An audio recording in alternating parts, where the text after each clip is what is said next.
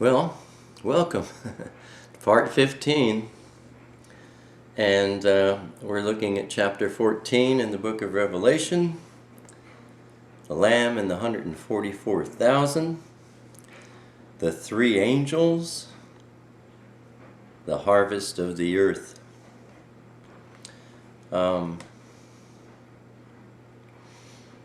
Chapter 14. Then I looked, and there before me was the Lamb, standing on Mount Zion.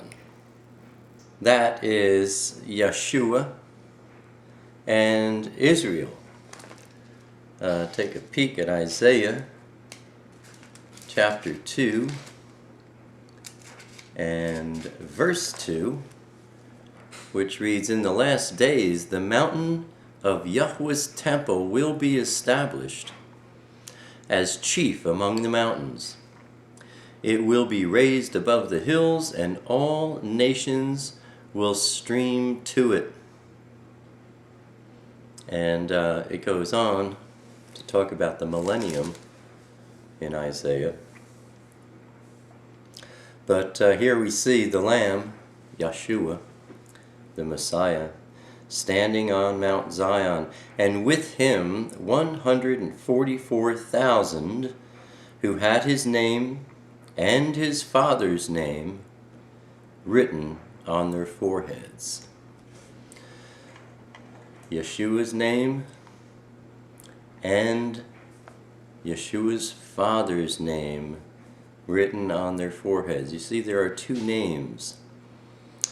Yeshua, the Father and the Son are one, and yet they are also two separate individuals.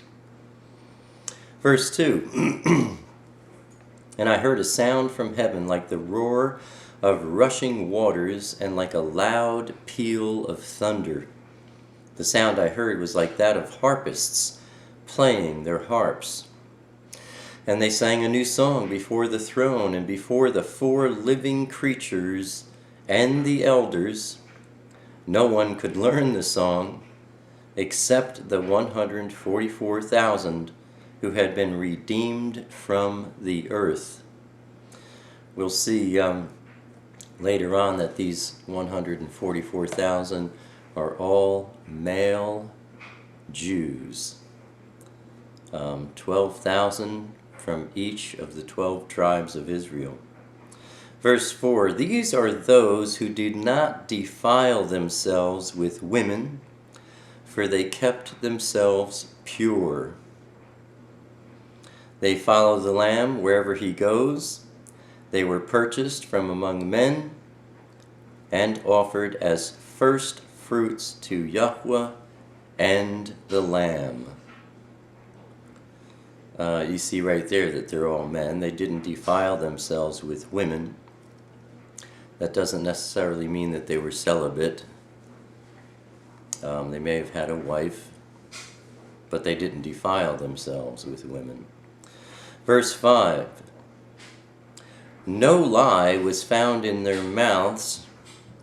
They are blameless before the throne of Yahweh." You might say that the lie was not in them. The lie that the Antichrist is the Messiah.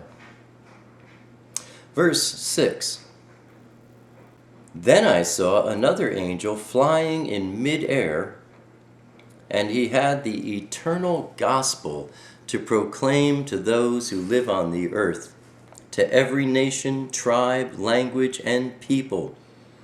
He said in a loud voice, 'Fear Yahweh and give him glory, because the hour of his judgment has come. Worship him who made the heavens, the earth, the sea, and the springs of water.' A second angel followed and said, 'Fallen, fallen is Babylon the Great, which made all the nations drink the maddening wine of her adulteries.'" All idolatry,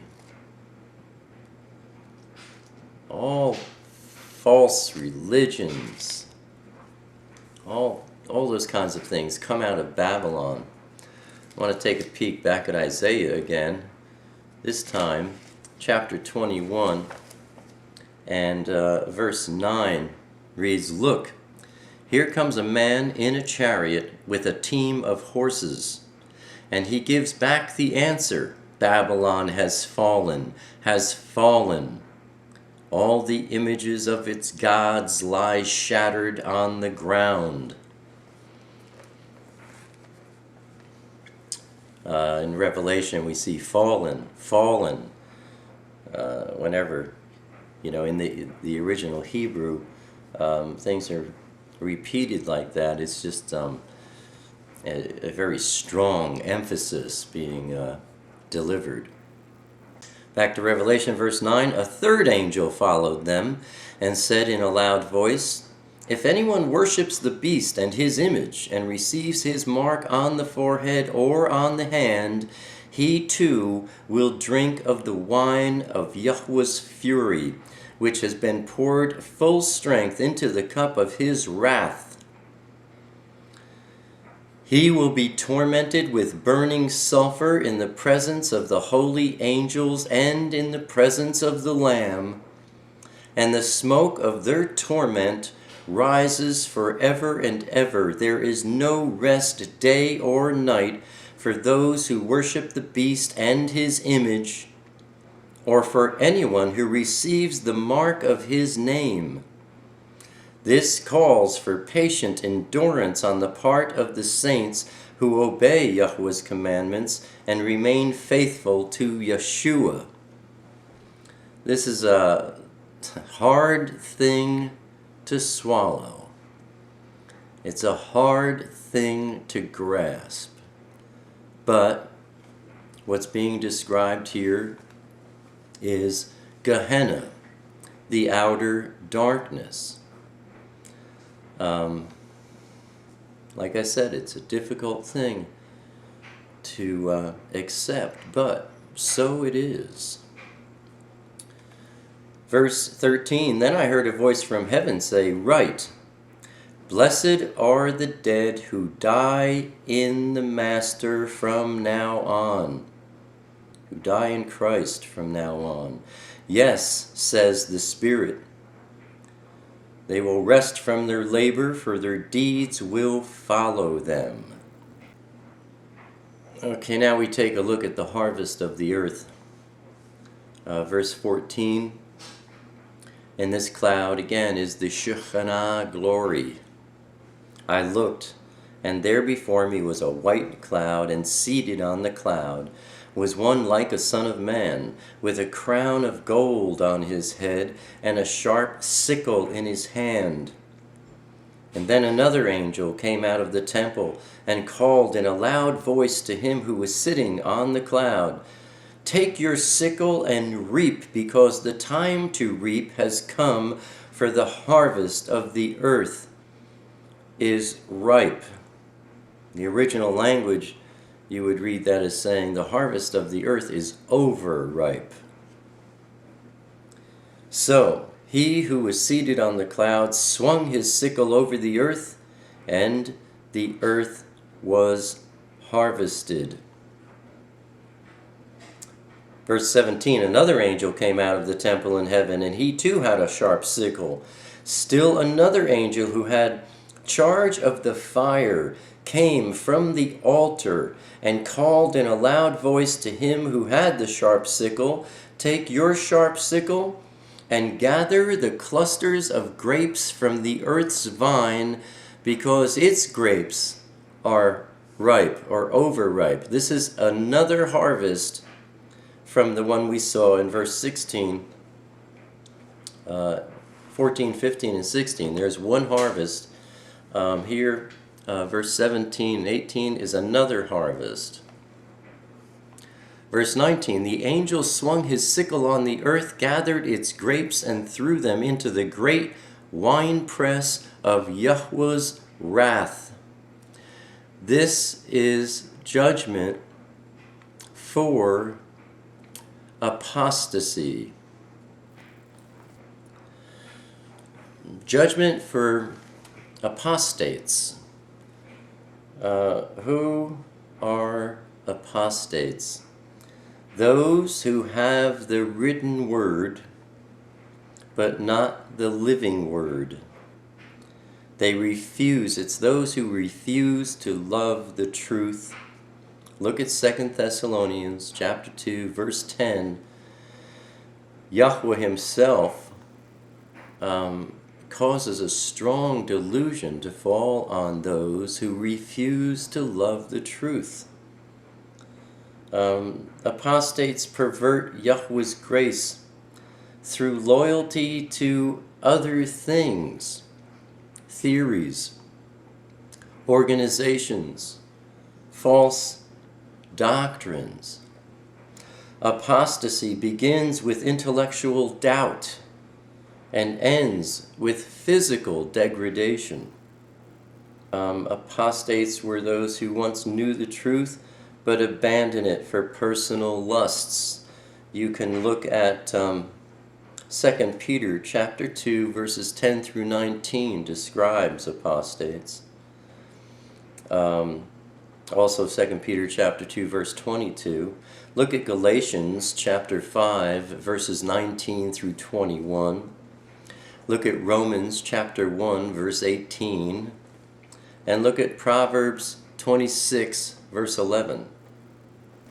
So this is a judgment for apostasy that we see in Revelation chapter 14 verse 20. They were trampled in the winepress outside the city, and blood flowed out of the press, rising as high as the horses' bridles, for a distance of 1,600 stadia. That is 4 feet deep for 180 miles. Chapter 15. Here we're going to see 7 angels or messengers with 7 plagues. Chapter 15. I saw in heaven another great and marvelous sign, 7 angels with the 7 last plagues. Last, because with them Yahweh's wrath is completed. And I saw what looked like a sea of glass. You can see that back in chapter 4, verse 6. Mixed with fire, and standing, it should say, on the sea. Those who had been victorious over the beast and his image and over the number of his name. These are those we saw referred to as saints after chapter 4, believers. These are not the church, not the called out ones. These are believers that we saw from chapter 4 up to this point. And they are now in heaven. These are believers who were in the tribulation and have been taken up to heaven. They died. They held harps given them by Yahweh and sang the song of Moses, the servant of Yahweh, and the song of the Lamb. Quote, great and marvelous are your deeds, Yahweh Elohim Shaddai. Just and true are your ways, King of the ages. Who will not fear you, O sovereign, and bring glory to your name? For you alone are holy. All nations will come and worship before you, for your righteous acts have been revealed. That is the song of Moses and the song of the Lamb. Verse 5, after this I looked, and in heaven the temple, that is the tabernacle of the testimony, was opened. Out of the temple came the 7 angels with the 7 plagues. They were dressed in clean, shining linen, and wore golden sashes around their chests. A sash at the chest represents a judge, A sash at the waist represents a priest. So these are judges. One of the four living creatures gave to the seven angels 7 golden bowls filled with the wrath of Yahweh, who lives forever and ever. And the temple was filled with smoke from the glory of Yahweh and from his power. And no one could enter the temple until the 7 plagues of the 7 angels were completed. No one could enter the temple. Yahweh suffers this alone. No one could enter the temple until these 7 plagues of the 7 angels were completed, the final wrath of Yahweh. And he's in the temple alone. And by the way, I mentioned the 4 living creatures. I mentioned cherubim have 4 wings. Seraphim have 6 wings. We're going to stop there, and we'll pick up with chapter 16 next week, where we look at the 7 bowls of Yahweh's wrath. These will be aimed at the worshippers of the beast. See you next week. Shalom.